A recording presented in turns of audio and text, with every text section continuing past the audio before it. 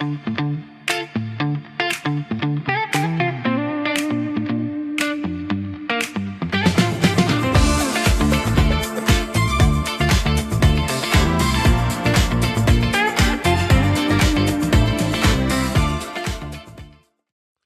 welcome everyone as we come to faith Focus. As we continue to explore prayer. We've moved on from evangelism, which was a great series of just unpacking it, and now we're unpacking prayer. The two go hand in hand. I think they do, yeah. And so welcome, Josiah. Thank you for coming and filling in once again. You used to fill in for me, and now you're filling in for Nathan. Yeah, it's good to be here. Yeah. It's great to have you along. And today we're going to be talking about thankfulness in prayer. And I don't know about you, but I think it's really easy to go through life and not have a posture of being thankful, of just assuming that what you've got is what you've got, and it can really warp your perception. Yeah. So I always found it very interesting, the whole concept of being rich, because rich people don't think they're rich because someone else is always richer. Yes. And there's this ongoing thing that we can get of going, I don't have enough, or I need more, or whatever. Yeah. And I think God calls us to a posture of a thankfulness, to sort of break that sort of consumer mentality, that selfish mentality that we have in us. How do you see thankfulness and prayer going together? Well, yeah, I think thankfulness is so important when we recognize what God has done for us, what God is doing in our kind of present reality. And when we come to God with a sense of thankfulness, it kind of postures our heart in a really positive way. It pushes us from a position of lack or a position of want to a position of like awe of just the goodness of God. It reminds us to taste and see that the Lord is good. And I think it takes us out of the negative and brings us into the positive, which I think is what you're trying to say. And I think that's really good. Quite often I'll sit at home when I'm praying, and I'll just be thankful that I've got a house. Yeah. Like, it doesn't have to be something major that you're thankful for. Lord, thanks that I'm able to have a roof over my head today. Yeah. Thank you that I've got food in the fridge, because not everyone does. Yeah. And just be thankful that God's provided that for me, because God provides all things. Really sort of helps me recenter myself on the things that are important and the things that aren't. Let go of the things that aren't. Yeah. So there's some scripture that we probably should start to embed in this, and this is actually my favorite. Is it? Scripture verse. Right. And it's from 1 Thessalonians 5, and we're going to be going from 16. 16 is the second shortest verse in the Bible. Is it?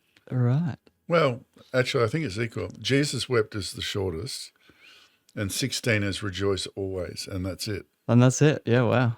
That's good. So rejoice always, pray without ceasing, which is an interesting concept that we're going to unpack one day. Yeah. Give thanks in all circumstances, for this is the will of God in Christ for you. And then it goes on to talk about not quenching the spirit and not pushing aside prophecies and things like that. But isn't it interesting when we go, I don't know what the will of God is. Yeah. And here it says, this is the will of God in Jesus Christ for you. Just to give thanks. Well, to rejoice. Yep. To pray and to give thanks. Yeah. How good. And so it really does sort of square it up that it's important to God that we do it and that we work towards it. And so I think there's some things that it does inside of us. Obviously, we've been talking about the fact that it makes us grateful, but it also postures our heart towards the fact that God is always the giver of all things. and he doesn't have to give it. No. He gives it out of his love for us. And, Yeah. and when we're comparing it against other people, Yep. like, you'd have some people in your life around your age who'd have more, Yep. and you'd have people that have Yeah. less, depending on their life circumstances. But it takes you out of that comparison game. And it just says, God, this is really good that this is me. Mm. I often ponder on the parable of the talents. Yep. So if you remember the parable, he goes, a king was going away, and he called in some servants. He gave one 10, one 5, and one 1, or different amounts depending on the gospel that you're reading. And he goes away, and he comes back, and he calls them to account, and he says, "What did you do with the 10?" Well, that one said, "I made another 10." He goes, "That's fantastic. I'll give you more responsibility." Then he said 5, and the other guy says, I made another 5. He says, "Great." And then the 1, he goes, "Well, I just buried it in the ground and left it there." And he gets really upset with him. Now, that has the parable. But the interesting thing for me is that he gave different amounts to each person according to their giftings. And sometimes we're longing for something more than what we have, instead of being thankful for what we do have. Because in that parable, it would have been easy for the person who got 10 to say, "This is 10, this is a lot of money." And Jesus was indicating that it was a lot of money. I better not, screw this up, But it was the one who had the least who was afraid to lose it. And, so it's always has made me ponder why Jesus gave different amounts to different people, and what's the significance of that. And I think it is just that if you're a 1 person, God gives you 1. Yeah. And if you're a 5 person, God gives you 5. And if you're a 10, God knows what you can do with what he has. Yeah. He obviously knew that the person with 1 couldn't handle any more than 1. So he just gave him 1. And so instead of being thankful for the honor of being given 1, he goes into fear and into it. And so I really think thankfulness is going, gosh, God, you've given me 1. That's pretty amazing. Yeah. Not, why did that guy get 5 and I only get 1? Or that guy got 10. Why did I only get 5? Yeah. It's about going, this is really cool, God, that you trust me with 1. And that's not what he did. But that's, I think, what the response should have been. How can I use the 1 that you've given me for your glory? Yeah. I'm just pondering how that would radically transform a community if instead of playing comparison games, we were just so in awe and so grateful for what God has done for us and what God has given us. How much more beautiful our relationships would look if those comparison games stopped. That's right. And we were just so concerned about, doing God's will, being faithful with what we have and being grateful. But imagine about being grateful that the person has 10. Yeah. Instead of being jealous that the person has 10. Yeah. And go, Lord, bless that guy. Yeah. Like, you've obviously given him the graces and the gifts to handle with 10. I don't know if I could do 10. Yeah. But obviously this person does. And you see that in business and in pastoring. And, there are pastors who have churches of thousands, and you have churches with pastors with 50 and things like that. And you got to be grateful for what God's given you. Yep.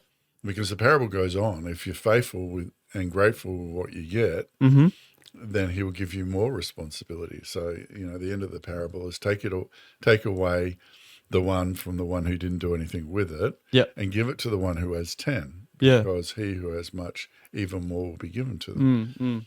So if you're thankful and you steward what God has given you well, then God will give you more responsibility as you're faithful and trustful with it.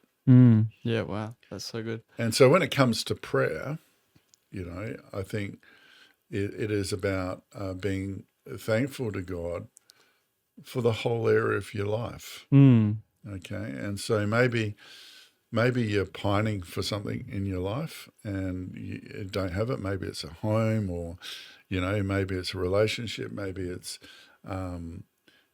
friends. Because you don't have too many. It can be anything, and you're pining for it. The starting place is to actually be thankful for where you are right now, not always just going, God, can you give? God, can you give? Yeah. Okay, God, you've given me what you've given me. What do you want to teach me? What do you want me to learn with what you've given me right now? And I'm going to be content in my thankfulness for what you've given me right now. Doesn't mean your heart can't ask for more, but that should be the starting posture. Yeah, yeah. And I know when I'm in those positions of prayer and I'm, I start recognizing what God has been doing, what God has been, blessing me with, what He's gifted me with.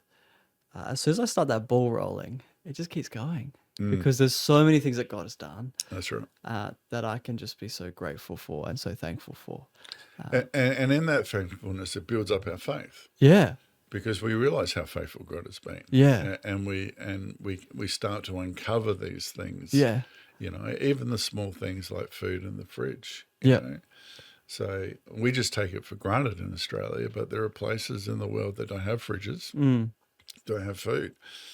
So we got to be thankful for what we have. And it helps us center ourselves on God being a God who loves us and is for us. Instead of saying, God, why haven't you met my needs, and why haven't you done this for me? Yeah. So it's about being thankful for what God has given you, thankful for the situation that you're in.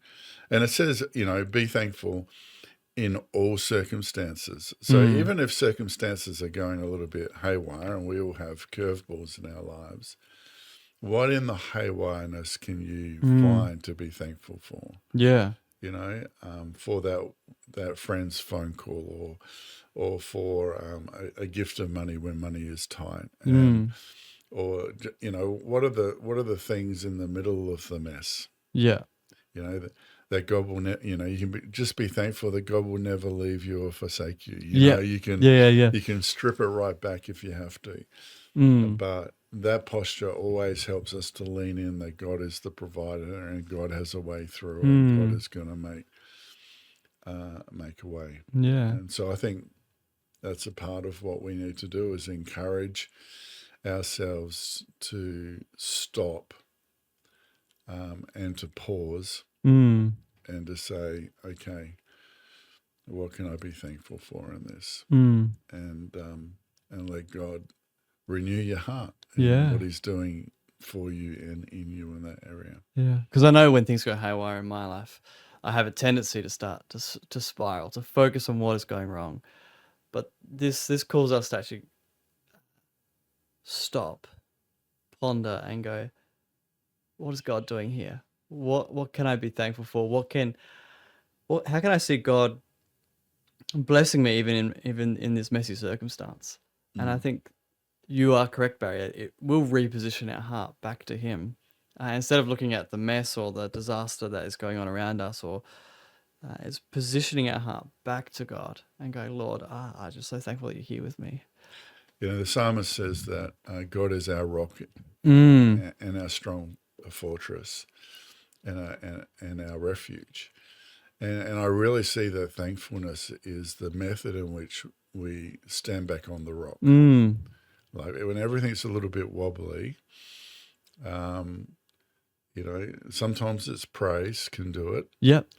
But a lot of times it's just going, no, I'm going to remember and be thankful for what you do. And I think that's what puts our feet back on the rock. God is in control. God's got it. It's going to be okay. He's had it in the past. He's going to have it again. Yeah. And have our feet. And that's why when God introduces Himself in the Old Testament, He goes, I am the God of Abraham, Jacob, and Joseph, and Moses. I am the one who brought you out of Egypt. Yeah. I am the one who took you to the promised land. remember and be thankful that I've already done all these things Yes. for Yeah, you. yeah, yeah. And then your feet can stay on the rock so you can look at the army ahead of you and go, Mm. God's got this, Yeah, yeah, yeah. you know. So Yeah, I think it's similar to, God invites the people of Israel to write the law on their clothing and on their walls. And I think in a similar way, doorposts, yeah. if we start to be thankful throughout our whole life, in every conversation we have, in every car ride we have, uh, that becomes an embedded position of our life of I'm thankful all the time for what God is doing. And I think it opens our eyes to see where God is at work, where He's, uh, doing something wonderful where we can partner with Him.